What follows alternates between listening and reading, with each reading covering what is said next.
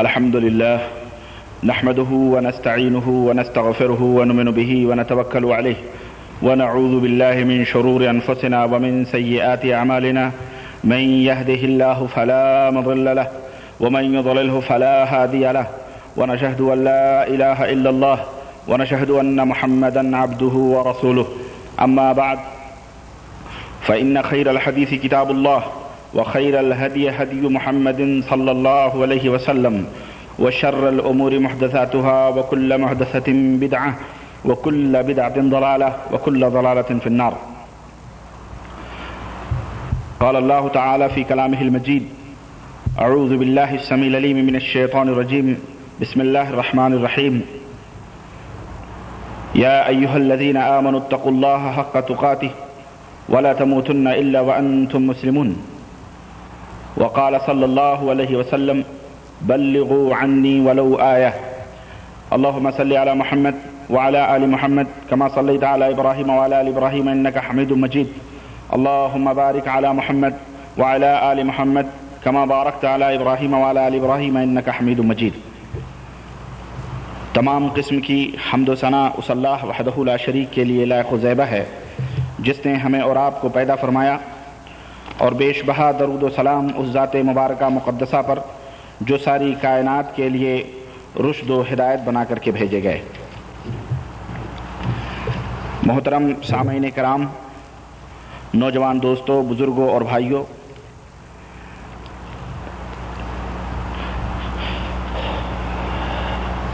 آج کے پروگرام میں میں ایک نئی چیز آپ حضرات کے سامنے لایا ہوں، اور یہ نئی چیز یہ ہے کہ مملکت سعودیہ عربیہ میں رہنے والے ہمارے احباب، ہمارے اخوان مکتب تربیت الجالیات حائل کی دعوتی سرگرمیوں سے اور یہاں پر جو دعات اللہ کی راہ میں دعوت دین میں مشغول ہیں اور دنیا کے وسائل اور ذرائع کو بروئے کار لا کر دین کی نشر و اشاعت کرتے ہیں، اللہ کے فضل و کرم سے اس کی صدا مکتب جالیات حائل اسلامک سینٹر حائل کی آواز صرف مملکت سعودیہ ہی نہیں بلکہ دنیا کے گوشے گوشے میں اللہ کے فضل و کرم سے پہنچ رہی ہے، اور اس کی آواز سے اور اس کی دعوت سے جو آڈیوز اور ویڈیوز کیسٹوں کے ذریعے سے لوگوں تک پہنچتی ہیں، لوگ اپنی اصلاح کرتے ہیں، اور اس سلسلے میں بہت سارے ہمارے احباب ہمارے نام کے خطوط بھی روانہ کرتے ہیں، فیکسات بھی آتے ہیں، ٹیلی فونز بھی آتے ہیں، خطوط بھی آتے ہیں۔ فون کا جہاں تک تعلق ہے تو اس کے جوابات تو میں فون پر اسی وقت دے دیتا ہوں، یا جو نہیں معلومات ہوتی ہیں تو ان سے معذرت چاہ کر کے پھر دوبارہ فون کرنے کی درخواست کرتا ہوں۔ فیکس کے لیے بھی کوشش کرتا ہوں کہ اگر ان کے فیکس نمبر موجود ہیں تو میں فوری طور پر یا ہفتہ 10 دن کے بعد موقع نکال کر اس کے جوابات دے دیتا ہوں، لیکن جو خطوط ڈاک کے ذریعے آتے ہیں سعودیہ سے یا ہندوستان سے یا پاکستان سے یا دبئی سے، ابو ظبی سے یا خلیج سے بہت سارے خطوط آتے ہیں جن کے جوابات دینے کے لیے یقین مانے میرے پاس وقت نہیں رہتا ہے۔ میں موضوعات اپنے پروگراموں کی ترتیب اور مختلف دعوتی پروگراموں اور سرگرمیوں کی وجہ سے کافی بزی رہتا ہوں، کافی مشغول رہتا ہوں۔ تقریباً سینکڑوں خطوط ہیں اس طرح کے جو ہمارے احباب اخوان نے بھیجے ہیں، اور اس میں بھی سوالات ہیں، ان کی حوصلہ افزا گفتگو ہیں، اور کچھ ایسے بھی خطوط ہیں جن میں کچھ عجیب و غریب قسم کی باتیں بھی ہیں۔ تو اس تعلق سے میں نے بہت کوشش کی کہ میں بیٹھوں اور جواب لکھوں، لیکن میرے پاس وقت نہیں ملتا ہے آفس میں یا گھر پہ کہ میں ان کے جوابات بیٹھ کر کے لکھوں۔ میں اکیلا اور تنہا آدمی ہوں، پورے پروگرام کے لیے، تقریروں کے لیے تیاری کرنا، کتابیں اور حوالے دیکھنا، بڑا مشکل کام ہو جاتا ہے ہمارے لیے.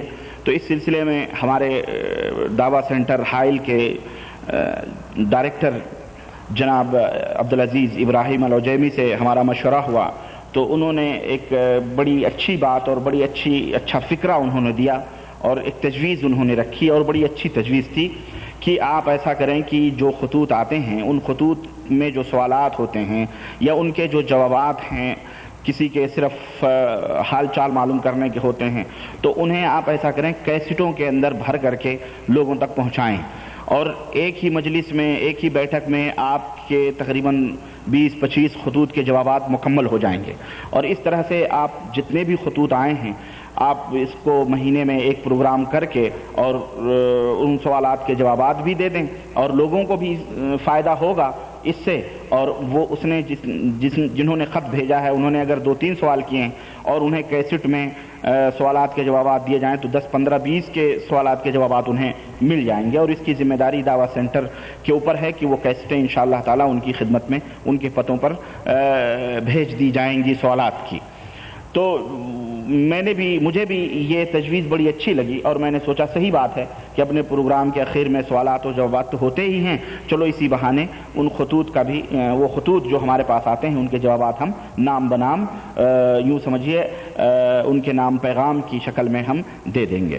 تو آج میں نے اپنے بہت سارے خطوط چھانٹنا شروع کیے، ان میں سے چند خطوط جو مختلف تاریخوں میں یعنی 2-2 سال پرانے خط ہیں، میں نے ان کے جوابات نہیں دے پائے ہیں، اور میں اپنے ان اخوان سے معذرت چاہتا ہوں جو لوگ بھیجتے ہیں.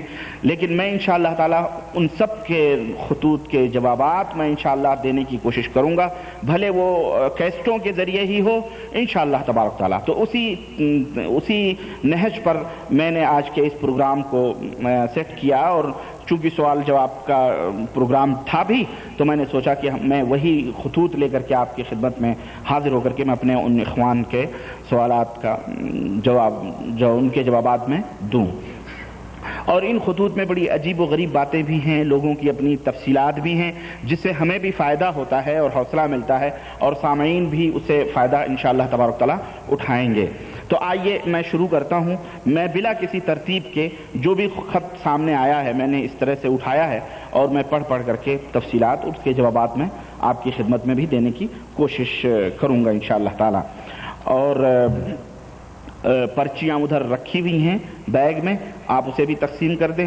آپ لوگ بھی ذہن میں جو کچھ سوال آئیں انہیں آپ لکھیں اور لکھ کے رکھیں، انشاءاللہ تعالی اسے اگلی مجلس میں یا موقع ملا تو اسی مجلس میں اس کے جوابات بھی دینے کی ہم کوشش کریں گے. چلیے شروع کرتے ہیں. آج ہی کے خط سے شروع کرتے ہیں. آج ہی ہمارے ایک بھائی کا خط آیا ہے، محمد ایوب صاحب ہیں، اور 6/7/99 بروز منگل کو انہوں نے خط لکھا ہے، اور آج میرے پاس آج کی ڈاک سے ان کا خط پہنچا ہے، اور بڑا پیارا خط ہے ان کا. لکھتے ہیں کہ جناب السلام علیکم ورحمۃ اللہ وبرکاتہ. بعد سلام کے ہم خیریت سے ہیں، اور میں اللہ سے امید کرتا ہوں کہ آپ بھی خیریت سے ہوں گے.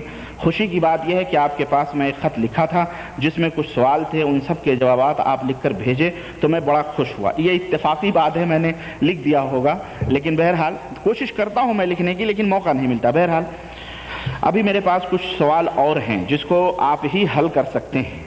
اب سوچیں، اب ایک سوال کا جواب ان کے پاس گیا لیکن پھر انہوں نے دوسرے سوال بھیج دیے. بہرحال تو بھائی میرے، میں آپ کے جوابات دے رہا ہوں اور کیسٹی کے ذریعے سے، اور آپ اسے سنیں اور انشاءاللہ تعالی آپ کو اس کا فائدہ ہوگا. لکھتے ہیں کہ مجھے امید ہو گئی ہے کہ آپ ضرور ہماری مشکل کو آسان کر سکتے ہیں. سوال یہ ہے کہ کوئی کہتا ہے کہ اگر سالی سے زنا ہو جائے تو نکاح ٹوٹ جاتا ہے. میں نے اس سوال کو سن کر سوچا آپ سے ہی حل ہو سکتا ہے. میرے بھائی، اس سوال کا جواب یہ ہے کہ اگر کسی کوئی غلط، اولاً زنا ہے یہ تو حرام ہے، اللہ تعالیٰ سے آپ توبہ کریں.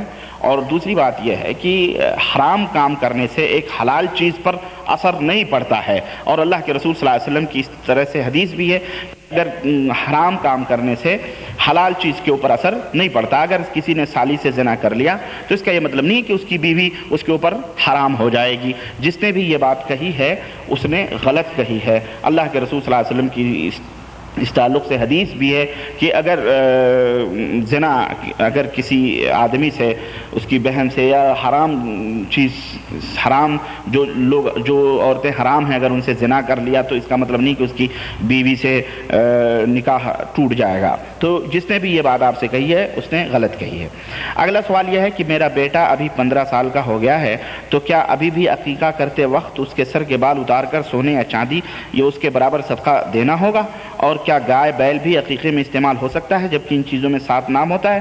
میرے بھائی دیکھیں، عقیقے کی جو مدت ہے وہ اللہ کے رسول صلی اللہ علیہ وسلم نے 7ویں دن مقرر فرمائی ہے کہ عقیقہ 7ویں دن کیا جائے. اب اگر اللہ تعالیٰ نے آپ کو توفیق نہیں دی اور آپ نے 7ویں دن عقیقہ نہیں کیا تو پھر اب وہ چیز ختم ہو گئی، اب آپ کو عقیقہ کرنے کی ضرورت نہیں ہے. اور اس کا احادیث میں بھی اس کی کوئی دلیل موجود نہیں ہے. 2 حدیثیں اور بھی ہیں، ایک 14 تاریخ کی اور 21 تاریخ کی، بہرحال وہ ضعیف روایتیں ہیں، تو اس لیے اس کی کوئی خاص ضرورت نہیں رہی. اللہ تعالیٰ معاف فرمائے گا. دوسری بات، عقیقے کے اندر گائے یا بیل کے تعلق سے جو آپ نے پوچھا ہے، تو اس میں کوئی شک نہیں کہ گائے بھی آپ عقیقے میں دے سکتے ہیں، بیل بھی. تو جان کے بدلے جان ہے، جان کے بدلے جان ہے. قربانی آپ اس کے اوپر قربانی کے اوپر آپ عقیقے کو قیاس نہیں کر سکتے. عقیقے کے قربانی کے اندر گائے یا بیل کے اندر 7 حصے لگ سکتے ہیں، لیکن عقیقے کے اندر اگر آپ کو دینا ہے تو ایک جان کے بدلے میں آپ دیں. سمجھ رہے ہیں؟ گائے ہے تو ایک جان دیں، بیل ہے تو ایک جان کے بدلے میں. یہ نہیں کہ 7 آدمیوں کے عقیقے آپ ایک گائے یا ایک بیل میں کر دیں، یہ درست نہیں ہے. اگلا سوال یہ ہے کہ لوگ کہتے ہیں کہ آدمی مرتا ہے تو اگر ناپاکی میں مرتا ہے تو شیطان ہو جاتا ہے، اور جس کے اوپر کھیلتا ہے تو وہ اپنا نام بھی بتاتا ہے، تو کیا یہ صحیح ہے؟ نہیں، یہ غلط بات ہے. آدمی ہو سکتا ہے ناپاکی کی حالت میں، جنبی کی حالت میں بیوی سے مصری کیا ہو اور اس کی موت اسی وقت ہو گئی ہو، یا آدمی بیمار ہو جاتا ہے، اس کو پیشاب یا پیخانے جاری ہو جاتے ہیں تو وہ ناپاک ہو جاتا ہے، اور اس میں بھی اس کو موت آ سکتی ہے. تو یہ بات نہیں ہے کہ آدمی جب مرتا ہے تو ناپاکی کی حالت میں شیطان ہو جاتا ہے، غلط بات ہے. بلکہ اللہ کے رسول صلی اللہ علیہ وسلم فرماتے ہیں کہ روحیں فرشتے نکالتے ہیں، اور وہ نیک روحیں ہوتی ہیں تو انہیں وہ علیین میں لے جاتے ہیں، اور اگر بد روحیں، بری روحیں ہوتی ہیں، مشرک کی، بدعتی کی یا کافر کی، تو وہ اسے سجین میں لے جا کر کے قید کر دیتے ہیں. روحوں کا جو تعلق ہے کہ وہ شیطان ہو جاتی ہیں، کسی نے کسی کو قتل کر دیا تو وہ شیطان ہو گیا یا کچھ ہے، تو یہ تمام سب غیر مسلم ہندو کافروں سے آئی ہوئی یہ فکریں ہیں، یا جو فلمیں خبیث لوگ بنا کر کے معاشرے کے اندر پھیلاتے ہیں، روحیں بھٹک رہی ہیں، آوازیں دے رہی ہیں اور یہ کر رہی ہیں وہ کر رہی ہیں، تو یہ سب جاہلیت کی باتیں.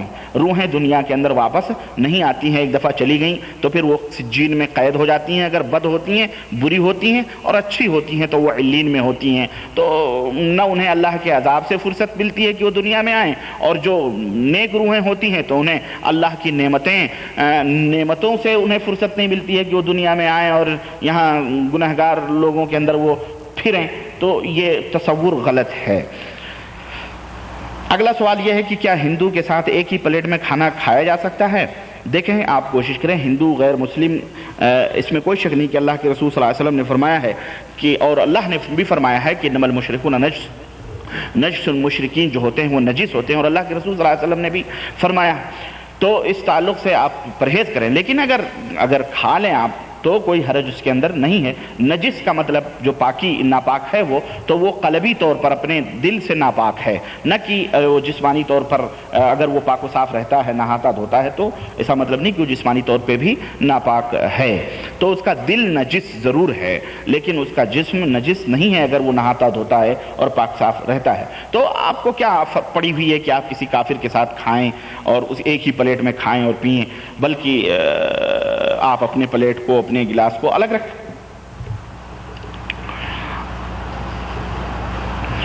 اگلا سوال یہ ہے کہ لوگ کہتے ہیں کہ زمین ایک بیل کے سینگ پر یعنی اس کے سہارے روکی گئی ہے، تو کیا یہ صحیح ہے؟ لوگ کہتے ہیں کہ قصص الانبیاء میں لکھا ہے۔ دیکھیں زمین جو ہے نا، جو تصور ہمارے ہاں بوڑھی امائیں بتاتی ہیں کہ زمین بیل کے یا گائے کی سینگ پر ہے، تو جب وہ تھر تھراتی ہے تو زلزلے ہوتے ہیں، اور اس طرح کی جو کہانیاں قصص الانبیاء اصل میں قصص الانبیاء جو ہمارے ہاں یعنی ہے اور لوگ اس کو پڑھتے ہیں اور اسے دین سمجھتے ہیں، یہ یہودیوں نے اسے ترتیب دی ہے۔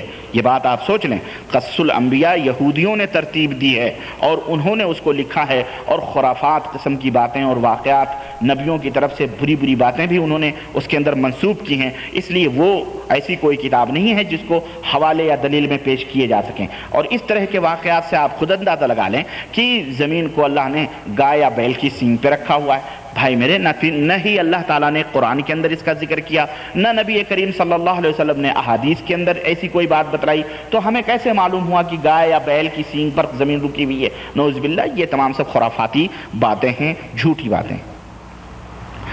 آخری سوال یہ ہے کہ لوگ پوچھتے ہیں کہ مولانا صاحب کا انڈیا میں گھر کہاں ہے، اور کبھی گھر یعنی اپنے وطن جاتے ہیں یا نہیں، اور اگر جاتے ہیں تو کب جاتے ہیں تاکہ کبھی ملاقات بھی کر سکوں۔ دیکھیں انڈیا میں میرا گھر ہے، میں یو پی کا رہنے والا ہوں اور سدھارتھ نگر میرا ضلع ہے، اور باقی میں اپنے وطن جاتا ہوں یا نہیں، بے شک میں جاتا رہتا ہوں اور موقع ملتا ہے تو جاتا ہوں۔ تو انشاءاللہ تعالیٰ اب اس کا تو کوئی وقت مقرر نہیں ہے کہ میں کب جاتا ہوں، تو اگر ملاقات کرنا ہو تو انشاءاللہ تعالیٰ ہم کبھی آئیں گے ہندوستان تو پھر وہاں ملاقات ہو جائے گی، پتہ آپ کو چل جائے گا انشاءاللہ تعالیٰ، جہاں بھی رہیں گے پتہ چلائیں گے انشاءاللہ، ضرور چلے گا پتہ کہ میں کہاں ہوں۔ اچھا ہاں، تو یہ سب سوال ہیں، مجھے امید ہے آپ اس کا جواب انشاءاللہ ضرور بھیجیں گے، باقی سب خیریت ہے، خط لکھنے میں جو غلطی ہو معاف فرمائیں۔ السلام علیکم ورحمۃ اللہ۔ آپ کا ایک اور چاہنے والا محمد ایوب، تو اللہ آپ کو جزائے خیر دے محمد ایوب صاحب، اور یہ آپ کے خط کا جواب رہا۔ ہاں اچھا، پیچھے بھی انہوں نے کچھ بات لکھی ہے۔ ہاں، تو عقیقے میں لکھنا کہ ایک بچہ پر بکرا کتنا ہے، لوگ کہتے ہیں 2 ہے، تو یقیناً اگر لڑکا ہے تو 2 بکرے ہیں، اور اگر لڑکی ہے میرے بھائی تو 1 بکری یا بکرا کافی ہے۔ اور کیا قربانی کی طرح اسے بھی کرنا ہوتا ہے؟ قربانی کی طرح مطلب یعنی آپ، میں نہیں سمجھ سکا کہ قربانی کی طرح اسے بھی کرنا ہوتا ہے، مطلب یعنی آپ بسم اللہ اللہ اکبر کر کے ذبح کریں اور قربانی کی طرح جیسے بکرے ذبح ہوتے ہیں ایسے آپ اس کو ذبح کریں۔ کہتے ہیں کہ بات یہ ہے کہ ابھی میں شرک سے باہر آیا ہوں، اس لیے مجھے معلوم نہیں ہے، یہ شیعہ کی اولاد اعلیٰ حضرت جس کو کہتے ہیں اسی کی پیروی کرتا تھا میں، نعوذ باللہ۔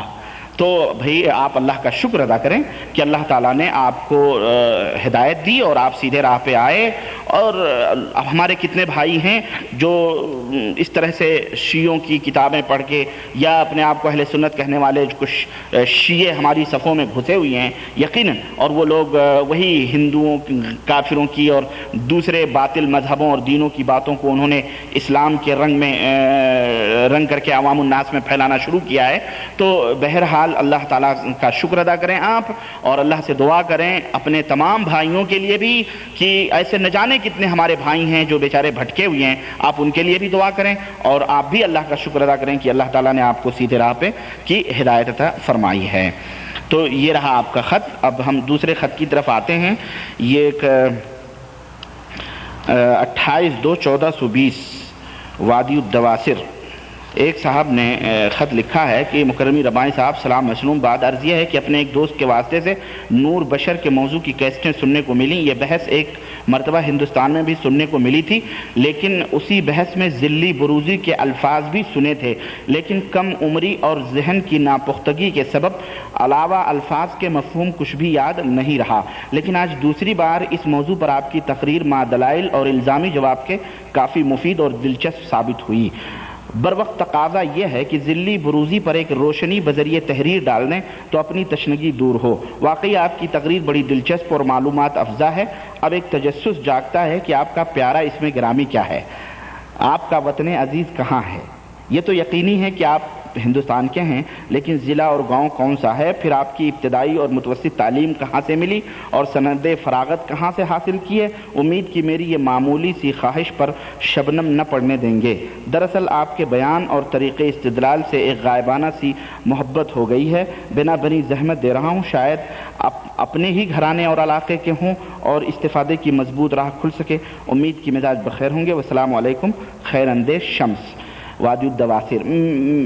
میرے عزیز بھائی، جہاں تک تحریر کی بات ہے تو تحریر تو بہرحال مشکل ہو جائے گی، اور تحریر اگر صحیح جواب دینا ہوتا تو میں آپ کو جو ہے کیسٹ کے ذریعے جواب نہ دیتا بھائی شمس صاحب۔ تو ذلی اور بروزی کے تعلق سے میں نے پچھلے لیکچر میں مختصر سی گفتگو میں نے ایک لیکچر میں بتلائی ہے، اور اس کا نام ہے قادیانی ہی کافر کیوں۔ قادیانی ہی کافر کیوں، یہ دو کیسٹیں ہیں، ویڈیو کیسٹیں ہیں۔ میں نے اس میں ذلی اور بروزی کے اوپر مفصل روشنی ڈالی ہے، اور اس کا مختصر سا میں جواب یہاں پر میں یہ بھی دے دوں کہ ذلی اور بروزی، ذل کہتے ہیں عکس کو، ذل کہتے ہیں عکس کو، یعنی صوفیوں کی ایک اصطلاح ہے۔ اسی طرح بروز کہتے ہیں ظاہر ہونے کو۔ تو بروز، ذل کہتے ہیں عکس کو، یعنی صوفیوں کا یہ عقیدہ ہے کہ کوئی بھی ان کا مرید، کوئی بھی پیر کا مرید محنت اور جد و جہد اور مشقت کر کے اپنے اندر اپنے پیر کے کمالات اور ان کے صفات حاصل کر سکتا ہے۔ اسی طرح سے مزید جد و جہد کر کے آدمی نبیوں کے بھی کمالات اور صفات کو حاصل کر سکتا ہے، یہاں تک کہ وہ فنافی رسول ہو جاتا ہے، یا فنافی شیخ ہو جاتا ہے، فنافی اولیاء ہو جاتا ہے۔ اور ظاہر ہے کہ یہ عقیدہ اسلام کے اندر حرام ہے، اسلام کے اندر اس کا کوئی تصور موجود نہیں ہے۔ اور بروز کہتے ہیں ظاہر ہونے کو، جیسے کہ بروز کہتے ہیں ظاہر ہونے کو۔ یہ عقیدہ صوفیوں کا اس تعلق سے یہ ہے کہ اولیاء جو ہوتے ہیں وہ نبیوں کے کمالات اور ان کے صفات کی سیر اولیاء کو کرائی جاتی ہے، تو پھر ان کے اندر جو ہے نبیوں اور ان کے صفات، ان کے کمالات ان کے اندر ظاہر ہوتے ہیں۔ تو چنانچہ کوئی ولی جو ہے وہ بروز ہوتا ہے، کیا کہتے ہیں، ابراہیم علیہ السلام کا، کوئی بروز ہوتا ہے موسیٰ علیہ السلام کا، کوئی بروز ہوتا ہے نوح علیہ السلام کا، کوئی بروز ہوتا ہے یعنی دیگر انبیاء کا، کوئی نبی صلی اللہ علیہ وسلم کا بروز ہوتا ہے۔ تو یہ ان لوگوں کا عقیدہ ہے کہ مطلب اس طرح سے بروز ہوتا ہے، یعنی وہ وہی ہو جاتا ہے۔ اور یہی وجہ ہے کہ غلام احمد قادیانی نے بھی اپنے آپ کو یہ نہیں کہا کہ میں نبی ہوں، بلکہ وہ کہتا ہے کہ میں ہی ذلی بروزی محمد ہوں، میں ہی عیسیٰ ہوں، میں ہی موسیٰ ہوں، میں ہی وہ ہوں، میں ہوں۔ اسی طرح شبلی نے بھی، جو ہمارے یہاں مشہور ہیں شبلی، بہت بڑے صوفی ہیں، انہوں نے بھی یہی بات کہی۔ اسی طرح بہت سارے صوفیوں نے اس طرح کے دعوے کیے ہیں، یا لوگوں نے تو خدائی دعوے کیے ہیں۔ تو یہ ذلی اور بروزی کی تھوڑی سی تفصیل رہی ہے۔ بقیہ تفصیلات آپ کو اگر معلوم کرنی ہے تو قادیانی ہی کافر کیوں، اس کی 2 ویڈیو کیسٹیں، انشاءاللہ اس کی آڈیو بھی آئیں گی، آپ اسے سماعت کر لیں۔ میرا نام سید معراج ربانی ہے، اور میرا وطن ہندوستان ہے، اور میرا ضلع سدھارتھ نگر ہے، اور میری ابتدائی تعلیم جو ہوئی ہے وہ بریلویوں کے ایک ادارے میں ہوئی ہے۔ اور پہلے ابتدائی شروعات تو میں نے گاؤں پہ حاصل کی ہے، جو یقیناً بریلویوں کا گاؤں تھا، اور تقریباً 100%، 100% سارے کے سارے وہی بریلوی تھے، یعنی مشرک اور بدعت کے اندر ڈوبے ہوئے لوگ۔ اور پھر مزید تعلیمات کے لیے میں اپنے ہی گاؤں سے قریب ہی ایک گاؤں میں تعلیم حاصل کرنے گیا، اور نام لینا اس کا بتلانا میں ضروری نہیں سمجھتا ہوں۔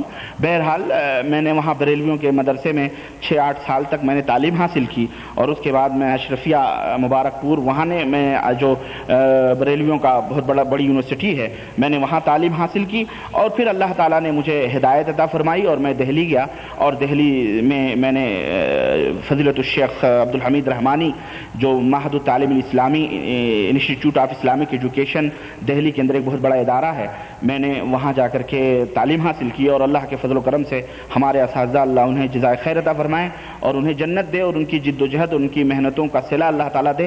ان کی کوششوں محنتوں کیا، ان کی تعلیمات سے میں نے قرآن سنت کی تعلیمات حاصل کی اور اللہ نے مجھے ہدایت دی اور میں نے شرک اور بدعت اور اندھی تقلیدیں اور یہ تمام سب چیزیں ترک کی. اور پھر اس کے بعد میں نے مطلب مختلف اداروں میں نے Madrasa Abdur Rab Hamilton Road Kashmiri Gate دیوبندیوں کا مدرسہ ہے، میں نے وہاں بھی تعلیم حاصل کی اور وہاں سے بھی میں نے سند فراغت لی. پھر مدرسہ میاں صاحب رحمۃ اللہ علیہ دہلی کے اندر ہے، وہاں سے بھی میں نے تعلیم حاصل کی، وہاں سے بھی سند فراغت لی.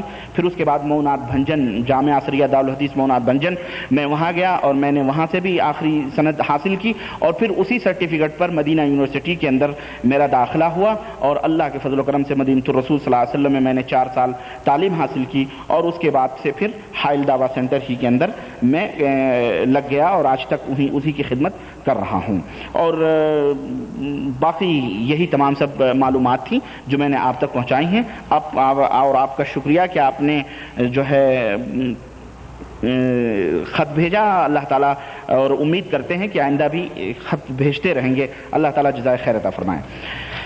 اچھا جناب، یہ تو بڑا لمبا خط لگ رہا ہے. یہ جناب کون ہیں؟ نعیم آرٹسٹ اونیزا سے ہمارے نعیم آرٹسٹ صاحب ہیں کوئی، ہے نا، انہوں نے خط بھیجا ہے اور یہ لکھتے ہیں کہ السلام علیکم محترم جناب معراج بھائی صاحب، السلام علیکم، خیر و امید کہ آپ بخیر ہوں گے. دیگر ضروری یہ ہے کہ پہلی بار آپ سے بذریعہ لیٹر مخاطب ہونے کا موقع ہے. سب سے پہلے تو میں اپنا مختصر سا تعارف کرتے ہوئے اپنی تحریر کو آگے بڑھاؤں. میرا نام خواجہ عبدالنعیم ہے. میں ہندوستان میں گلبرگہ شریف کا رہنے والا ہوں. فی الحال کچھ عرصے سے یہاں اونیزا میں آرٹسٹ کے کام پر آیا ہوا ہوں. ویسے اس سے قبل بھی سعودیہ میں کافی عرصہ گزار چکا ہوں اور کئی مقامات پر رہ چکا ہوں جیسے دمام، الخبر، جبیل، مکہ وغیرہ. اور ایک حوالہ آپ کو یہ بھی بتا دوں، وہ یہ کہ گلبرگہ والے عبدالرحیم صاحب جو لیڈیز ٹیلر ہیں اور ان کی دکان بریدہ میں ہے اور وہ بریدہ ہی میں رہتے ہیں، وہ میرے ہم وطن اور ملاقاتی ہیں. اکثر ان سے ملاقات ہوتی رہتی ہے. آپ کے تعلق سے انہوں نے بہت کچھ بتلائے ہیں اور آپ کے بیان کی ویڈیو اور آڈیو کیسٹ اکثر دیتے رہتے ہیں اور کتابیں وغیرہ بھی مطالعہ کے لیے دیتے ہیں. آپ کے لیکچرز مختلف موضوع پر سن اور دیکھ چکا ہوں. اس سے میں بے حد متاثر ہوں اور کافی تبدیلی محسوس کر رہا ہوں. اس سے قبل چند بدعتی کاموں سے لگاؤ تھا جس سے میں لا علم تھا. درگاہوں پر تو میں جایا کرتا تھا لیکن کبھی بھی ان سے کوئی حاجت نہیں مانگی. البتہ آپ کے کہنے کے عین مطابق کہتا رہا کہ اے صاحب مزار، آپ اللہ کے محبوب بندے ہیں. آپ میرے لیے یا میرے حق میں اللہ سے دعا کیجئے کہ فلاں میرا کام یا فلاں میری مشکل حل ہو جائے. لیکن آپ کے لیکچر سننے کے بعد معلوم ہوا کہ یہ عمل بھی شرعی حیثیت سے غلط ہے. اب تک لا علمی میں ہوتا رہا، اب انشاءاللہ آئندہ نہیں ہوگا. تو بہت اچھی بات ہے ماشاءاللہ، اللہ آپ کو جزائے خیر عطا فرمائے. ایک بیان جس سے لا علم تھا، ویسے تو شک تھا کہ بندہ نواز شیعہ ہے، مگر آپ نے بھی اس بات کا ذکر کیا ہے اور ان کی ہی کتاب جوامع الکلم کے حوالے سے بہت کچھ اسلام کے مخالف لکھا گیا ہے.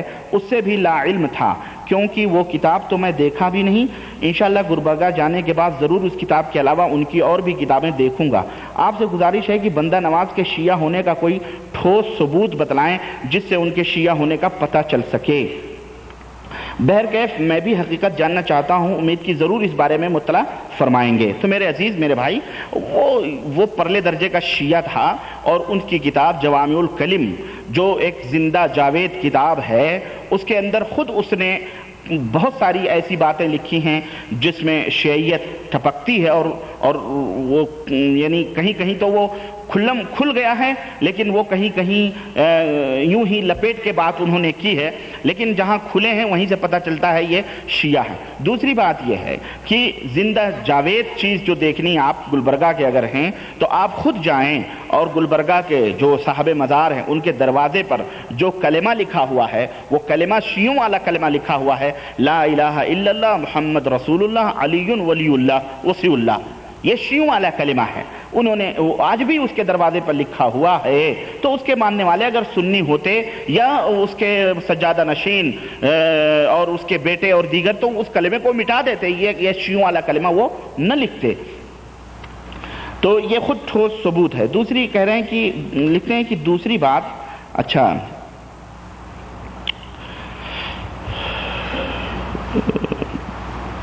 دوسری بات یہ ہے کہ آپ سے چند سوالات پوچھ رہا ہوں، امید کہ آپ اس کا بھی جواب شرعی اعتبار سے دینی روشنی میں بتائیں گے. ہاں، اپنے دوستوں اور ملنے والوں کو بتلا کر اس سے چند سوالات پوچھ رہا ہوں، امید کہ آپ اس کا جواب شرعی اعتبار سے دیں گے تاکہ میں بھی اپنے دوستوں اور ملنے والوں کو بتلا کر اس غلط راستے سے نکل کر صحیح اللہ اور رسول کے بتلائے ہوئے راستے پر چلیں۔ آپ سے امید رکھوں گا کہ میرے سوالات کے جوابات دیتے رہیں گے۔ مختلف موضوع پر آپ سے سوالات کروں گا، یہ جوابات ہندوستان جاتے وقت لے جاؤں گا اور وہاں پر غلط راستوں پر چلنے والوں کو بتلاؤں گا، سمجھاؤں گا اور جہاں تک ہو سکے صحیح راستے پر لانے کی حتی الامکان کوشش کروں گا۔ میں رحیم صاحب سے ذکر کیا تھا کہ میں ربانی صاحب کو لیٹر لکھنے والا ہوں، تو انہوں نے کہا تھا کہ ضرور لکھو اور جو پوچھنا چاہتے ہو پوچھو، وہ ضرور جواب دیں گے اور لیٹر میں میرا ذکر کرنا اور میری طرف سے ان کو سلام بھی کہنا۔ تو رحیم صاحب، عبد الرحیم صاحب، وعلیکم السلام، اللہ آپ کو جزائے خیر دے۔ اس طرح رحیم صاحب آپ کو اور آپ کے ساتھیوں کو سلام کہتے ہیں۔ باقی حالات اللہ کے ساتھ شکر ہیں، زیادہ کیا لکھوں، لیٹروں کا سلسلہ رہے گا بشرطے کہ آپ جواب دیں۔ تو اب اسی کے ساتھ اجازت چاہتا ہوں، خدا حافظ۔ نعیم آرٹسٹ انیزا۔ نعیم صاحب، اللہ آپ کو جزائے خیر دے۔ آپ مجھ سے تحریری جواب کبھی میں انشاءاللہ دے دوں گا، لیکن اگر نہ دے سکوں تو اس کے لیے میں معذرت چاہتا ہوں۔ انشاءاللہ آپ خط بھیجتے رہیں، سوالات بھیجتے رہیں، میں آپ کو کیسٹ میں آپ کو جوابات دیتا رہوں گا اور آپ کے پتے پر آپ طلب کریں گے تو وہ کیسٹ بھی آپ کے پتے پر میں بھیج دوں گا انشاءاللہ تعالی۔ آپ بے فکر رہیں، لیکن سوالات کے سلسلے آپ بند نہ کریں۔ مجھے خوشی ہوگی کہ آپ سوالات کرتے رہیں۔ بقیہ میری طرف سے اپنے تمام احباب کو جو ہے سلام کہیے گا۔ اچھا جناب، ایک صاحب نے، محمد مصطفیٰ صاحب نے خط بھیجا ہے۔ اچھا، یہ کہاں سے؟ قسیم سے محمد مصطفیٰ صاحب نے خط بھیجا ہے ہندی میں۔ لکھتے ہیں کہ خط مولانا غلام ربانی کے نام، غلام ربانی نہیں، میرا نام معراج ربانی ہے۔ مصطفیٰ صاحب، السلام علیکم۔ میں اور ہمارے 6 اور ساتھی آپ کے بیان کی کیسٹ سن کر اللہ کے کرم سے دین کے راستے پر آ گئے، الحمدللہ۔ اللہ ہم سب کو ثابت قدمی عطا فرمائے اور بہت بڑی خوشی کی یہ بات ہے، اللہ تعالیٰ جزائے خیر عطا فرمائے۔ مصطفیٰ صاحب، ہم لوگ ہندوستان سے تعلق رکھتے ہیں۔ ظاہر ہے کہ ہم لوگوں کا کام پہلے مشرکوں والا کام تھا، اس لیے اپنے علم میں اور جانکاری چاہتا ہوں۔ کچھ مسئلہ ہے جسے جاننا چاہتا ہوں۔ اللہ آپ کو صحت اور زندگی بنائے اور ہم جیسے بھٹکے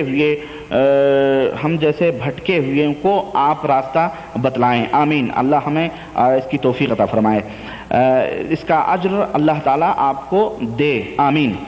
نمبر 1، شب برات اور معراج کی رات کو ہندوستان میں عبادت کرتے ہیں، کیا یہ صحیح ہے؟ عبادت رات کے اس کا کرنا جائز ہے؟ میرے بھائی، شب برات کا کوئی ثبوت حدیث رسول صلی اللہ علیہ وسلم میں موجود نہیں ہے، اور نہ ہی معراج کی رات کو جشن کرنا یا عبادتیں کرنا اللہ کے رسول صلی اللہ علیہ وسلم سے ثابت نہیں ہے۔ لوگوں نے یہ عبادتیں اپنے من سے گڑھی ہوئی ہیں۔ اگر آپ ان سے پوچھیں تو وہ یہی کہیں گے کہ جناب ہمارے بڑے کرتے آئے ہیں اس لیے ہم بھی کرتے ہیں۔ تو یہ ان کی گڑھی ہوئی عبادتیں ہیں جو اللہ تبارک تعالیٰ کے ہاں قابل قبول نہیں ہیں، اور یہ بدعت ہیں، اور اللہ کے رسول صلی اللہ علیہ وسلم نے فرمایا ہے کہ کل بدعت ضلالہ وکل ضلالۃ فی النار، ہر بدعت گمراہی ہے اور ہر گمراہی جہنم میں لے جانے والی ہے۔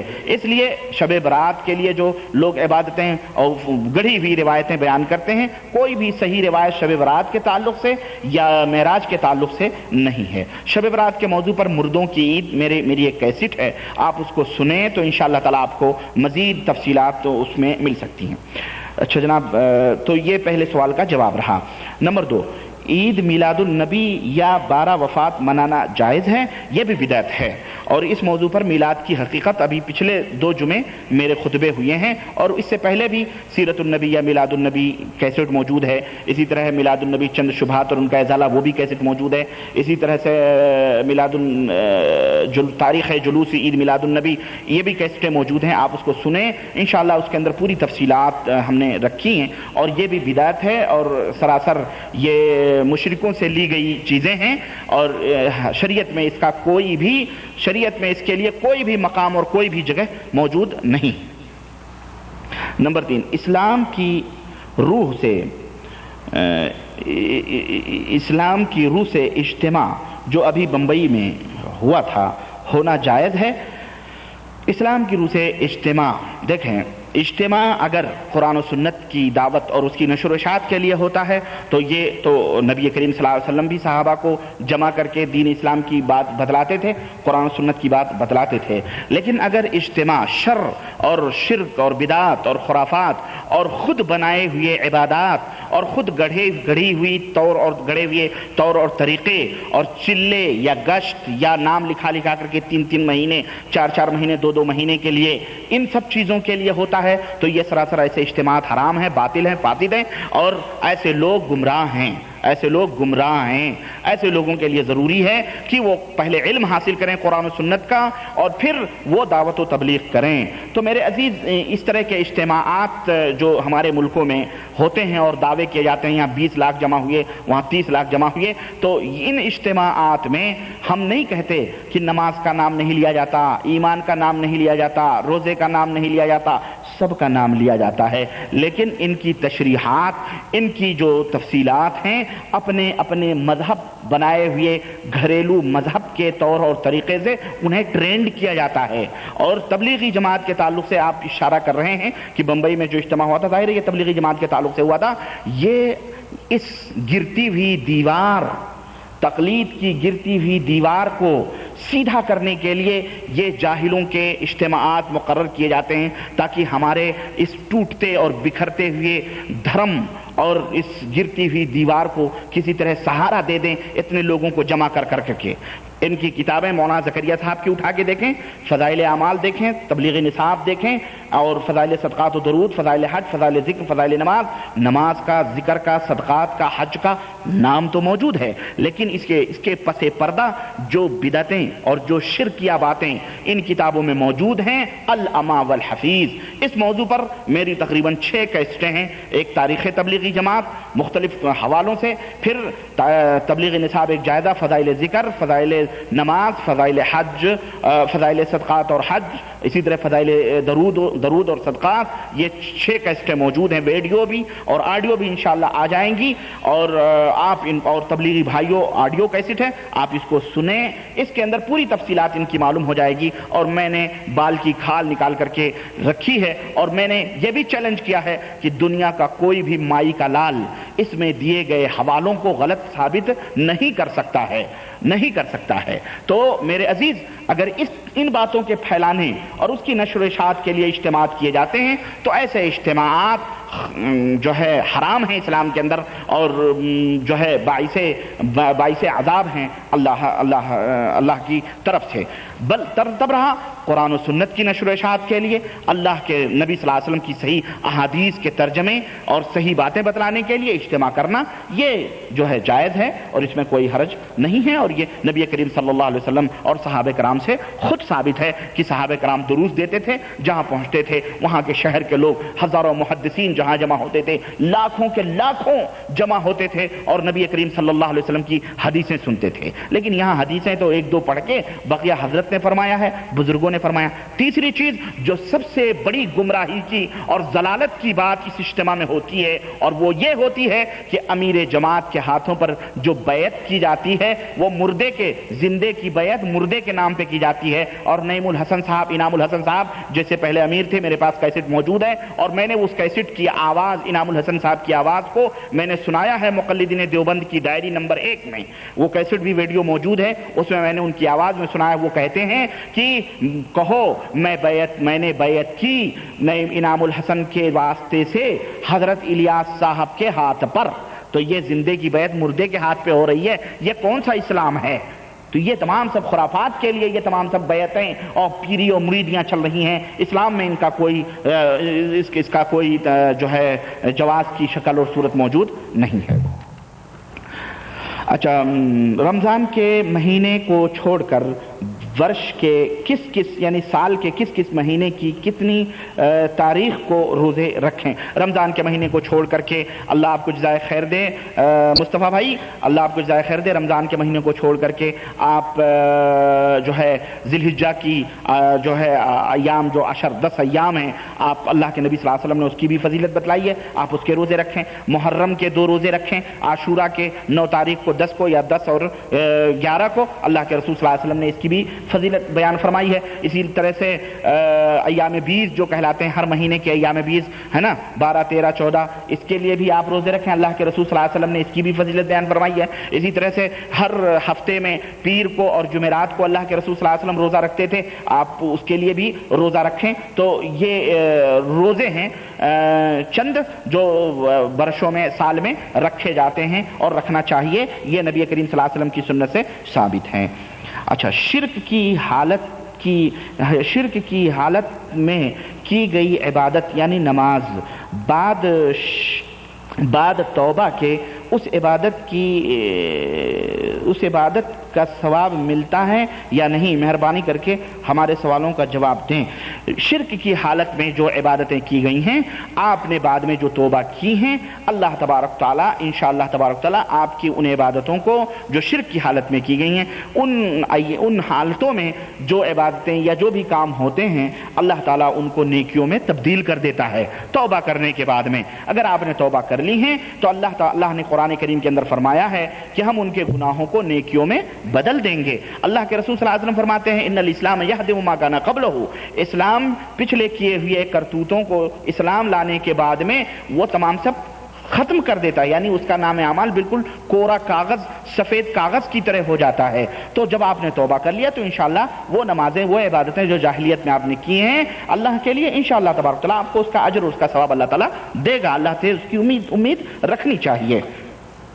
تو مصطفیٰ صاحب یہ آپ کے ہمارے سوالوں کا جواب ہندی میں دے دیں تو ہمارے لیے اچھا رہے گا. میرے بھائی، میں نے زبانی طور پہ آپ کو یہ پیغام پہنچا دیا ہے، آپ کے سوالوں کا جواب دے دیا ہے، اور آپ کا بہت بہت شکریہ کہ آپ نے یہ سوالات بھیجے. اللہ تعالیٰ سے دعا کریں آپ بھی ہم بھی کہ اللہ تعالیٰ ہمیں شرک اور بدعات کی پرخطر گھاٹیوں سے محفوظ رکھے اور ہم سب مسلمانوں کو سیدھی راہ پہ چلنے کی توفیق عطا فرمائے. اور ہم امید کرتے ہیں کہ انشاءاللہ آئندہ بھی آپ سوالات کرتے رہیں گے اور اس طرح کے جوابات سے مستفید ہوتے رہیں گے انشاءاللہ. ایک سوال ایک ریاض سے خط بھیجا ہے ہمیں اخلاق حسین صاحب نے 30 نومبر 1998 کو. کہتے ہیں بخدمت اقدس جناب محترم المقام خیر سید معراج ربانی حیات جاوید، السلام علیکم ورحمۃ اللہ وبرکاتہ. میں جناب کی دعاؤں کے ساتھ اللہ کے فضل سے خیریت سے ہوں، مگر جناب کی خیریت، صحت و تندرستی، درازی عمر اور سربلندی کے لیے اللہ میاں کے حضور انور میں دعا گوں. امید ہے جناب کی مزاج میں بخیر ہوں. صورت حوال میں ریاض میں سروس کرتا ہوں. کچھ دن قبل جناب کی آڈیو کیسٹیں سننے کا شرف نصیب ہوا تو میں نے آپ کی کیسٹیں 3 یا 4 مرتبہ ایک کیسٹ کو سنا اور دل کو کافی سکون ملا. اور جس خوبصورت انداز میں جناب نے ہر ایک بات کی تشریح فرمائی اور بغیر کسی مسلک اور فرقے اور دیگر سب چیزوں کو بالائے طاق رکھ کر آپ نے جس انداز میں اپنے سادہ لوح قوم اور جاہل عوام کی خدمت میں اور پھر بذریعہ کیسٹیں ان کی رہنمائی کرنے کا بیڑا اٹھایا ہوا ہے، اس کا اللہ تعالیٰ سے دعا ہے کہ وہ ذات جو بڑی بے نیاز ہے وہی آپ کو اس عظیم کار خیر کا صلہ اور اجر عظیم عطا فرمائے.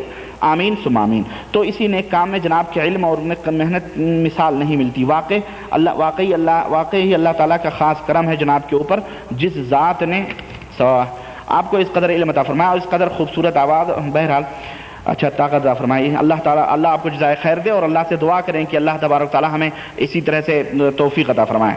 اور اس دور کے عظیم کام آپ سے سر انجام دلانے کا اور اس عظیم انداز میں اپنی سادہ لوح قوم کو غیروں کے چنگل سے بچانے اور تحصیل علم کو جاننے کا موقع عطا فرمایا. واقعی یہ آج کے دور میں ہمارے لیے اللہ کا ایک عظیم اعزاز ہے.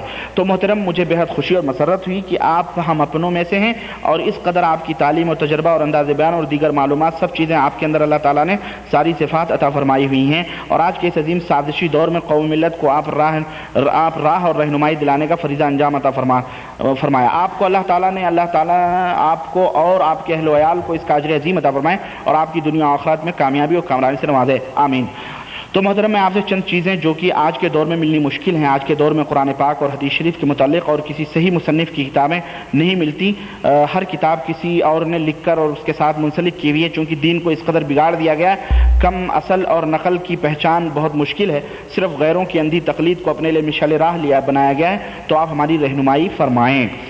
مثلا قرآن مجید کی تفسیر بالکل 100% صحیح کسی عالم یا امام کی لکھی ہوئی صحیح ہے، اور اس تفسیر یعنی لکھنے والے کا نام اور کون کون سی کتابیں پڑھی جائیں تحریر فرمائیں. میرے بھائی جناب کیا نام ہے، جناب اخلاق حسین صاحب، آپ تفسیر کے اندر تفسیر ابن کثیر لیں اور تمام متفقہ فیصلہ اہل سنت والجماعت کا جو تفسیر احادیث کی روشنی میں کی گئی ہے، اور جہاں ضعیف حدیثیں ہیں اس کی رہنمائی بھی کر دی گئی ہے کہ یہ حدیث ضعیف ہے، حافظ ابن کثیر رحمۃ اللہ علیہ نے اس کی تشریح کر دی ہے، اور بہت کم ہی ضعیف حدیثیں ہیں تو وہ تفسیر بالمعصور ہے، یعنی قرآن سے اس کی تفسیر ہے، حدیث کی قرآن کی تفسیر کی گئی ہے، اور پھر صحابہ کرام رضوان اللہ علیہم اجمعین نے اس آیت کریمہ سے کیا مطلب سمجھا ہے اس کی تفسیر کی گئی ہے۔ اور جو ہمارے اردو زبان میں بقیہ جو تفسیرات ہیں موجود ہیں ان میں احسن البیان جو ابھی حافظ صلاح الدین یوسف حفظہ اللہ جو پاکستان کے ہیں، اور شیخ صفی الرحمن مبارک پوری حفظہ اللہ کی نظر ثانی سے جو احسن البیان چھپا ہے، دارالسلام والوں نے چھپوایا ہے، تو وہ آپ لے لیں۔ پھر مملکے سے جو ابھی قرآن وہ احسن البیان کا مختصر چھپا ہوا ہے وہ بھی لیں، یہ بہترین تفسیر ہے اور ترجمہ بھی بہترین ہے۔ اس کے علاوہ ہمارے ملکوں میں جو اردو میں تفسیرات متداول ہیں تو بہرحال وہ شک سے بری ہوئی ہیں، اپنے اپنے فرقے وائز مذہبوں کے اعتبار سے اس کی تفسیر کی گئی ہے، اور جو جس مذہب کا ہے اس نے قرآن کو اپنے مذہبیانے کے لیے اپنے اپنے مرضی اور رائے سے ان کو جو ہے اس کے اندر شامل کیا ہے، چاہے وہ بریلوی فرقہ ہو یا دیوبندی فرقہ ہو یا قادیانی فرقہ ہو یا بہائی فرقہ ہو یا مہدوی فرقہ ہو یا مرزائی ہو یا کوئی بھی ہو، اپنے اپنے مذہب کے اعتبار سے انہوں نے ان کی تفسیریں کی ہیں، تو بہرحال ان سے بچیں آپ۔ بقیہ احادیث ہیں، صحیح بخاری ہے، صحیح مسلم ہے، ترمذی، ابو داؤد، نسائی، ابن ماجہ، اور احادیث کی کتابیں جو مترجم ہیں الحمدللہ متداول ہیں لوگوں درمیان میں، آپ ان کتابوں کا مطالعہ کریں، انشاءاللہ آپ کے لیے فائدے مند ہوگا۔ لکھتے ہیں کہ دیگر آپ کی مکمل کیسٹیں خواہ آج تک وہ 50 ہوں یا 60 ہوں وہ کس جگہ اور کس حساب سے ملیں گی؟ جناب آپ حائل دعویٰ سینٹر سے جس طرح آپ نے خط لکھا ہے آپ اس کو حاصل کر سکتے ہیں، تقریباً 130 اس کے قریب کیسٹیں ہیں، اور آپ مختلف موضوعات پر فہرست بھی طلب کر سکتے ہیں، وہ آپ کو دعویٰ سینٹر سے حائل دعویٰ سینٹر سے آپ کو بھیج دیا جائے گا۔ آپ ہر کیسٹ 2 ریال کی ملتی ہے دعویٰ سینٹر کی طرف سے، آپ حاصل کر سکتے ہیں۔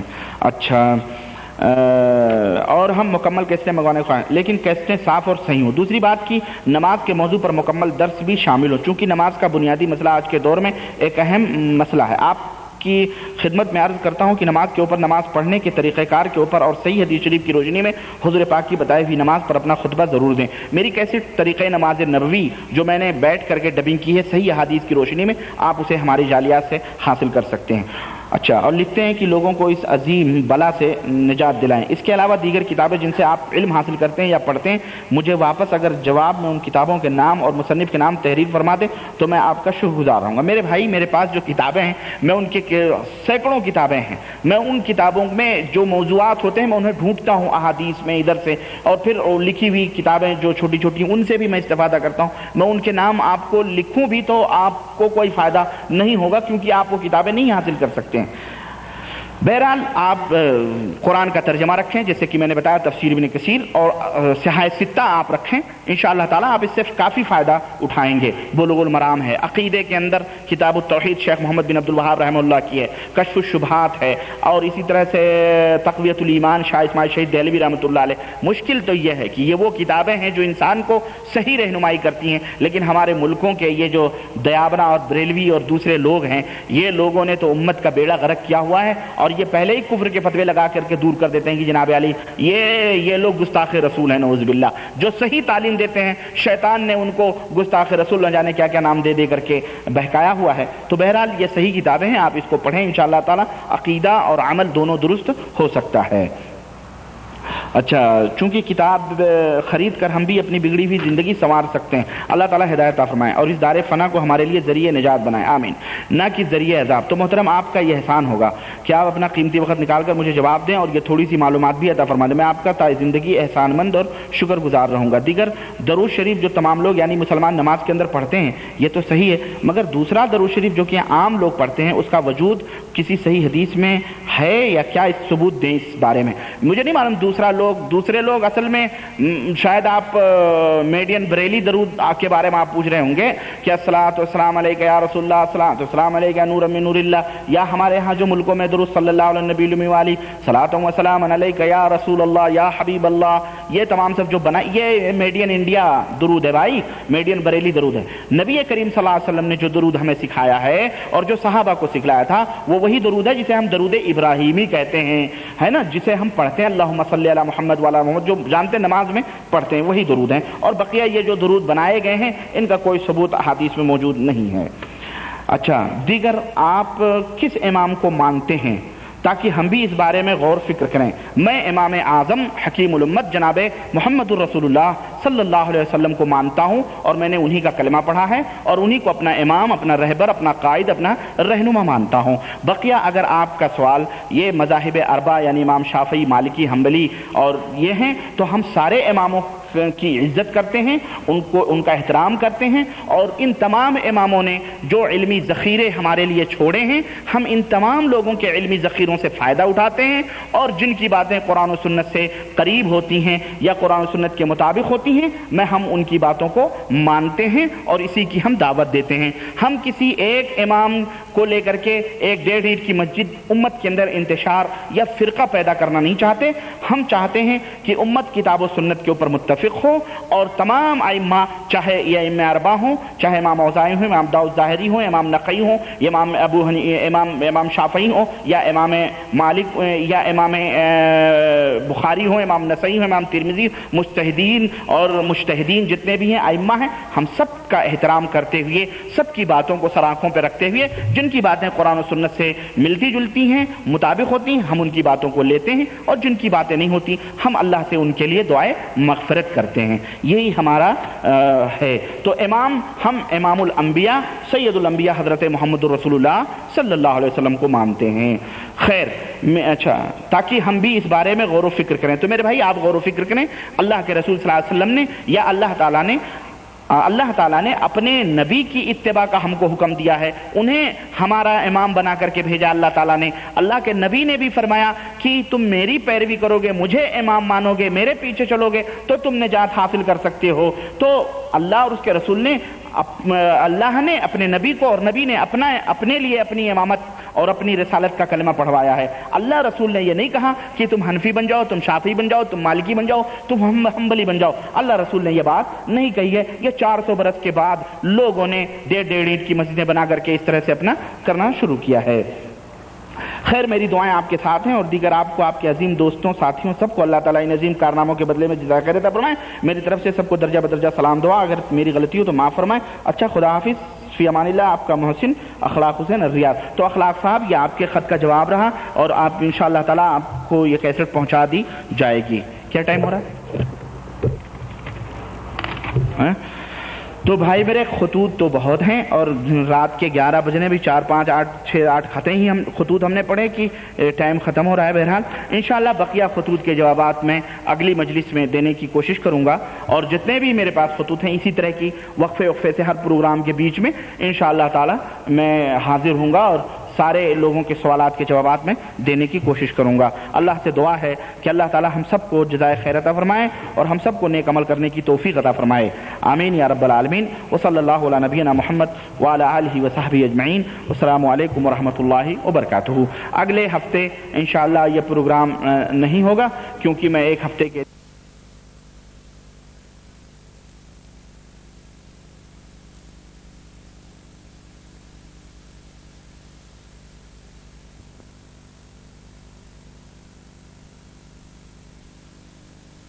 العلیم من الشیطان الرجیم۔ بسم اللہ الرحمن الرحیم۔ یا ایہا الذین آمنوا اتقوا اللہ حق تقاتہ ولا تموتن الا وانتم مسلمون۔ حمد و صلوات کے بعد، جیسا کہ آپ کو پتہ ہے انشاءاللہ کہ آج بھی ہماری سوال و جواب کی یہ مجلس ان خطوط پر مشتمل ہے جو ہمارے اخوان ملک اور بیرون ملک سے روانہ کرتے ہیں، اور اس میں کچھ سوالات ہوتے ہیں، کچھ ان کی باتیں ہوتی ہیں، کچھ اپنے حالات ہوتے ہیں ان کے، وہ اس کو ذکر کرتے ہیں، جس کے اندر ہمارے لیے بھی نصیحتیں ہیں، عبرتیں ہیں۔ تو آج بھی اسی موضوع کو لے کر آپ حضرات کی خدمت میں حاضر ہوا ہوں۔ آئیے سوالات پر، خطوط پر مشتمل یہ اس مجلس کا آغاز کرتے ہیں اور اپنے بھائیوں کے تاثرات اور ان کے سوالات سنتے ہیں اور پھر ان کے جوابات قرآن و سنت کی روشنی میں دیے جائیں گے۔ اللہ وحدہ لا شریک سے دعا ہے کہ اللہ تبارک و تعالی ہمیں سننے کہنے سے زیادہ عمل کرنے کی توفیق عطا فرمائے اور ہم سب کو صراط مستقیم پر چلنے کی توفیق عطا فرمائے، اور ہمارے اخوان برادران جہاں کہیں بھی ہوں اللہ تبارک و تعالی انہیں امن و عافیت اور صحت و تندرستی عطا فرمائے، آمین یا رب العالمین۔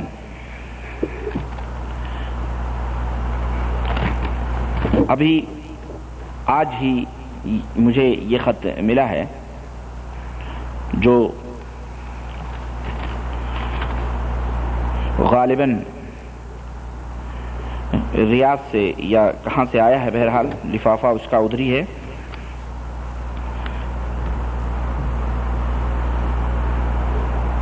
یہ جناب ہم سلام کے بعد کہتے ہیں کہ میں ناچیز بندہ مقام کڑچی ضلع بیلگام کرناٹک سے بادشاہ بھائی کی طرف سے السلام علیکم ورحمۃ اللہ قبول۔ کہتے ہیں کہ اللہ سے دعا گو ہوں کہ اللہ تعالیٰ آپ کی عمر میں برکت عطا فرمائے، اور آپ کی خدمت میں خط لکھنے کی وجہ یہ ہے، نمبر 1 کہ ہمارے ہاں کڑچی میں لوگ کہتے ہیں کہ 39 اولیاء ہیں، 39 اولیاء اللہ ہیں، اگر 40 اولیاء اللہ ہوتے تو یہاں پر حج ہو جاتا، نعوذ باللہ۔ اس طرح کی گمراہی ہے۔ نمبر 2 ہمارے کڑچی گاؤں میں ایک بدعتی آدمی 10 بیویوں کے نام سے کتابیں بیچ کر گیا۔ اس کتاب کو ہمارے ہاں پر ہر جمعرات کو عورتیں نہا دھو کر اور گلیوں میں اس کی دعوت دیتی ہیں اور ایک گھر میں جمع ہو کر پڑھ کر سناتے ہیں۔ اس کے بعد اس میں سے کچھ عورتیں مٹھائی اٹھا کر منت مانتی ہیں کہ میں بھی کہانی سناؤں گی۔ ہمارے ہاں پر اس طرح کی گمراہی ہے۔ اور آپ کی کیسٹ اسلام اور قبروں کی پوجا سن کر بہت خوشی ہوئی۔ آپ کی کیسٹ کیسے حاصل ہوئی؟ میں ایک دکان پر ٹھہرا ہوا تھا، وہاں پر ایک لڑکے نے اس کیسٹ کے بارے میں کچھ عنوان سنایا، پھر میں اس کیسٹ کی تلاش میں ہمیشہ اور حق بات کی جستجو لگی رہتی ہے، میں تو جستجو میں لگا رہا۔ میں نے اس کیسٹ کو 10-15 دن میں حاصل کیا، پھر اس کو دوسری کیسٹوں میں بھر کر سنا، پھر مجھے معلوم ہوا کہ آپ کی بہت سی کیسٹیں نکل چکی ہیں۔ پھر میں ان کیسٹوں کو حاصل کرنے کے لیے تڑپتا رہا، تو اللہ تعالیٰ کا فضل ہوا کہ ایک لڑکا سعودی عرب سے آیا، یہ انڈیا سے آیا ہوا خط ہے، ہندوستان بیلگام سے سعودی عرب سے آیا، تو اس نے مجھے سننے کے لیے 9 کیسٹیں دیں۔ پھر میں نے اس کو سنا، اس میں چند عنوانات کی کیسٹیں تھیں، تعویذ، گنڈا، نور بشر، دین سے دوری، طلاق وغیرہ وغیرہ کیسٹیں سنی، اور مجھے آپ کی تمام کیسٹیں سننے کی تمنا اور شوق ہے۔ آپ کے وہاں سے کیسٹیں کیسے حاصل کریں، آپ خط کے جواب سے معلوم کریں، کیسٹوں کی کیا قیمت ہے وہ بھی معلوم کریں، اور ہم ٹیپ ریکارڈ کی کیسٹ ہمیں چاہیے۔ آپ کی تقریر نے ہمیں جھجوڑا، ہمارا ایمان پختہ ہو گیا، الحمدللہ حق کیا ہے اور باطل کیا ہے سمجھ میں آیا۔ نوٹ ہم نے جوابی لفافہ اس لفافے میں ڈالے ہیں، مگر انڈیا کے ٹکٹ جوابی لفافے کے لیے نہیں چلتے، اس لیے ہم نے نہیں لگائے ہیں۔ اللہ حافظ والسلام۔ تو ہمارے بادشاہ بھائی کے لیے بہرحال انہوں نے یہ حال چال لکھے ہیں اپنے گاؤں کے، اپنے شہر کے، تو اللہ وحدہ لا شریک آپ کو جزائے خیر عطا فرمائے، اور جس طرح سے آپ سیدھی راہ پہ ہیں اللہ اسی کے اوپر ثابت قدم رکھے۔ اور جہاں تک یہ بدعتیں ہیں تو ہمارے ملکوں میں یقیناً نت نئی قسم کی بدعتیں ایجاد ہوتی ہی رہتی ہیں، اور شیطان مسلمانوں کا جو دائرہ ہے یعنی بدعت و خرافات کا وہ انہیں گھیرے میں لیتا ہی رہتا ہے۔ ابھی تک نہ جانے کتنی قسم کی بدعتیں تھیں، اب یہ معلوم ہوا کہ اب 10 بیویوں کی کہانیاں بھی پڑھی جا رہی ہیں نہا دھو کر کے، اور یہ وہ کر کے منتیں۔ تو میری نصیحت ہے اپنے مسلمان بھائیوں سے اور اپنی ماں اور بہنوں سے بھی نصیحت یہ ہے کہ یہ تمام سب خرافات ہیں، اس سے تمہارا کچھ بھلا ہونے والا نہیں ہے، بلکہ اس سے تم خود اللہ کے عذاب میں، اللہ کی گرفت میں آ سکتے ہو اور پھنس سکتے ہو۔ ہمارا دین ایک دم واضح اور صاف اور ستھرا دین ہے، جس کے اندر 10 بیویوں کی کہانیاں، لکڑہارے کی کہانیاں اور فلانے کی کہانیاں، عہد نامے، نور نامے، یہ تمام سب ہرگز یہ اسلام نہیں ہے، بلکہ یہ اسلام کے خلاف تعلیمات ہیں۔ اس لیے ہر مسلمان مرد ہو یا عورت ہو، اسے چاہیے کہ وہ اس سے توبہ کرے اور اللہ اور اس کے رسول کے صاف اور صحیح دین کو لے، 5 عقیدے کو درست کرے، شرک اور بدعات سے توبہ کرے، 5 وقت کی نماز ادا کرے، حرام چیزوں سے بچے، حلال کرے، لوگوں کے حقوق ادا کرے، اللہ کے بھی حقوق ادا کرے، انشاءاللہ تبارک تعالیٰ وہ جنت میں چلا جائے گا۔ بھائی اتنا ہمارا اسلام ہے، بجائے اس کے یہ سب چیزیں کرنے کے، بیویوں کی لکڑہارے کی، فلانے کی پہانے، یہ سب بدعات اور خرافات ہیں۔ اللہ مسلمانوں کو ان سے محفوظ رکھے۔ دوسری بات یہ ہے کہ منت وغیرہ جہاں تک ماننے کی بات ہے تو یہ تمام سب منت وغیرہ اللہ کے لیے ہوتی ہے۔ نظر، منت، نظر و نیاز یہ صرف اللہ کے لیے، اللہ کے سوا کسی غیر کے لیے نظر اور نیاز کرنا یہ اسلام میں حرام ہے، بلکہ شرک باللہ ہے جو اللہ تبارک تعالیٰ کبھی معاف نہیں کرے گا۔ تو ہمارے برادرم بادشاہ بھائی، آپ کی معلومات کے لیے میں بتاؤں کہ انشاءاللہ تعالیٰ آپ کے لیے ہم کچھ کیسٹیں آپ کے ایڈریس پر ہم روانہ کریں گے انشاءاللہ تبارک تعالیٰ۔ دعا کریں جلد سے جلد ہمیں اللہ توفیق دے کہ میں وہ لیٹرز، وہ کیسٹیں آپ کی خدمت میں بھیج سکوں۔ اللہ تعالیٰ جزائے خیر دے۔ دوسری بات اس میں یہ بھی ہے کہ جو لوگ سعودی عربیہ سے جاتے ہیں تو دیکھیں، ایک تو آپ سامان اور نہ جانے کیا کیا لات پھانت کے لے جاتے ہیں، لیکن اب تو وہ دور نہیں رہا۔ اب تو الحمدللہ مملکت کے گوشے گوشے میں مختلف مکاتب الجالیات قائم ہیں، اسلامک گائیڈنس سینٹرز قائم ہیں۔ تو ہمارے جو اخوان جہاں کہیں بھی رہتے ہوں، کوشش کریں کہ وہ صحیح قرآن و سنت کے اوپر مبنی باتیں جو ان سینٹروں کے اندر ہیں ان کو حاصل کریں اور اپنے ملکوں میں لے جائیں۔ اس سے ایک آدمی بھی اگر سدھر گیا، اللہ کے رسول صلی اللہ علیہ وسلم نے فرمایا لا یہدی اللہ بک رجلا خیر لک من حمر النعم، اگر ایک آدمی بھی تمہاری کسی بات سے یا تمہارے کسی عمل سے صحیح راستے پہ آ گیا، ہدایت پا گیا، تو تمہارے لیے کئی اونٹوں سے بہتر وہ آدمی ہوگا، اور ہو سکتا ہے قیامت کے دن وہی تمہاری بخشش کا سبب بن جائے۔ تو یہ جو کیسٹیں لے جا رہے ہیں، ان کیسٹوں کو لے جائیں، وہاں لوگوں کو دیں سننے کے لیے، اور اصل اپنے پاس رکھیں، اس کی ڈپلیکیٹ کروا کے لوگوں کو بانٹیں۔ اس سے دین کی تبلیغ اور نشر و اشاعت ہوگی۔ اگر آپ کو وقت نہیں ہے تو کم از کم کیسٹوں کے ذریعے سے آپ اس طرح سے اس کی نشر و اشاعت کریں۔ 2 ریال کی ایک کیسٹ، آدمی پورا خاندان کا خاندان جہنم سے نکل جائے تو آپ بتائیں آپ کے لیے کتنے بڑے اجر اور ثواب کا یہ سبب ہوگا۔ صرف 2 ریال کی ایک کیسٹ آتی ہے۔ ویڈیو کیسٹیں جو ہے آپ کے لیے 10 ریال کی رکھی گئی ہیں، آپ انہیں حاصل کریں انشاءاللہ تبارک تعالیٰ۔ اس طرح سے ایک انقلاب آئے گا۔ تو ہمارے بادشاہ بھائی اللہ انہیں جزائے خیر عطا فرمائے کہ انہوں نے اس طرح سے ان کا جذبہ ہے۔ دوسرا